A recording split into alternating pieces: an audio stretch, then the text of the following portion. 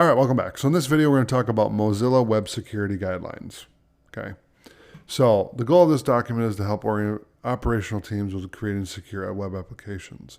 All Mozilla sites and deployments are expected to follow the recommendations below. Use of these recommendations by the public is strongly encouraged. The Enterprise Information Security team maintains this document as reference guide.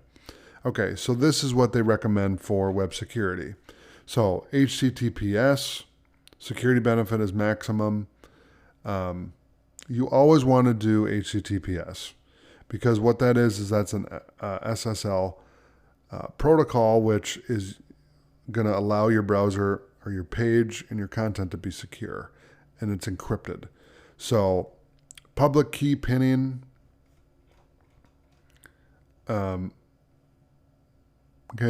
from HTTP, resource loading, TLS configuration, strict transport security, content security policy, cookies, contribute to .json, cross-origin resource sharing, etc. Okay, so you can go through this document here and look at all the different availabilities and what they recommend for